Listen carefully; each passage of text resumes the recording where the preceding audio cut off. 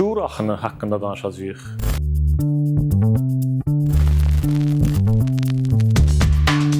...1890-cı ildə sərin bir axşamüstü Amerikalı psixoloq, filosof William James'in qapısı döyüldü. Gələn doğmaca qardaşı, yazıcı Henry James idi. Qardaşının ona xoş xəbəri vardı. Yeni kitabı Psixologiyanın prinsipləri çapdan çıxmışdı. Onların heç biri hələ bilmirdi ki, bu iri həcmli kitabdakı şuur axını başlıqlı hissə dünyaca məşhur olacaq, ədəbiyyatda böyük yeniliklərə gətirib çıxaracaq.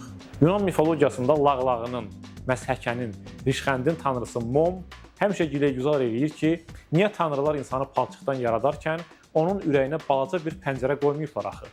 Əgər belə bir pəncərə olsaydı, insanların ürəyindən, fikrindən keçənləri rahatca oxuya bilərdik. Modernist ədəbiyyatın ustaları bədii ədəbiyyatda həmin Mom pəncərəsini kəşf elədilər. Ədəbiyyatçılara görə mahiyyətcə iki cür təhkiyəçi var. Birincisinə cismani təhkiyəçi demək olar. Yəni, sujeti birinci şəxsdə danışan, özü əsərdə personaj kimi mövcud olan təhkiyəçi.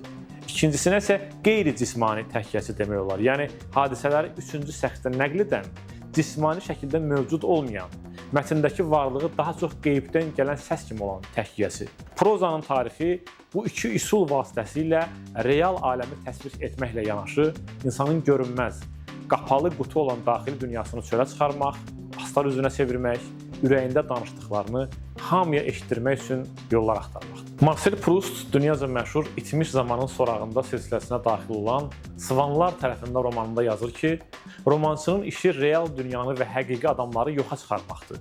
Yazıcı real dünyadan alternativ bədii dünya, həqiqi adamlardan ədəbi adamlar yaratmalıdır. Proust demək istəyir ki, real adamların heç biri şəffaf deyil, onların içini görə bilmirik. Yazıcı onları ədəbi qəhrəmana çevirib şərtiləşdirəndən sonra daxili dünyalar haqqında söz deyə bilər. Ədəbi personajları, prototiplərini həyatdan götürsək də, gərək onlar həyatdakı kimi olmasınlar. Çünki heç kim real həyatdakı adamların fikrindən keçənləri oxuya bilməz. Ancaq ədəbi personajların zehinləri yazıcılar üçün şəffafdır, açıqdır.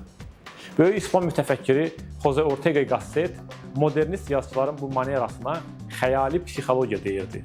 Onun fikrincə Proust-Joyce xəttində olan yazıcıların insanın daxili dünyasına tuşlanan, şuuru görməyə can atan zərrəbinləri, həyatın mikro quruluşunu kəşf etməklə realizmi aşıb keçməkdə böyük rol oynadı. Təxminən belə demək olar.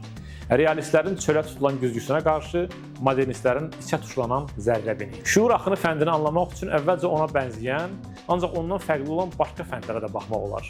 Təcrübə göstərir ki, çox vaxt şuur axınını daxili monoloq və ya daxili analizlə qarışdırırlar. Əgər müəllif təhkiyəçi özü sükanı əlinə alıb personajın hisslərini, fikrindən keçənləri oxucuya ötürürsə, yəni bir növ arada tərcüməçilik eləyirsə, bu daxili analizdir.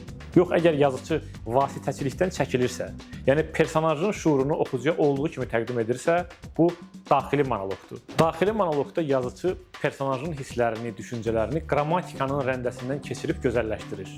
Şuur axınında isə hissin və düşüncənin xam haldakı xaotik gözəlliyini təqdim edir. Daxili monoloqda hər şey yazıcı senzurasından, filtrindən keçmiş şəkildə olur. Şuur axınında isə senzurasız şəkildə. Bu mənada daxili monoloqda yazıcı personajın daxili duyğuları ilə bağlı oxucunu yönləndirir. Şuur axınında isə oxucunu pasiv mövqedən çıxarıb aktiv şəxsi olmağa sövq edir. Şuur axını yazıcının əlində zaman maşını kimi bir şeydir. Bu fənd vasitəsilə o, dünən, bugün, sabah xronologiyasını pozur. Zamanda sıçrayışlar eləyir. Şuurun ələ gəlməzliyini, qum dənəsi kimi əldən sürüşən xarakterini mətnə çevirir. Ona görə də James yazırdı ki, şuuru bir-birinə dəmir həlqələrlə bağlı qatar kimi ifadə eləmək düzgün deyil. Onu axan çaya bənzətmək olar. Elə buradan da şuur axını ifadəsi doğulub.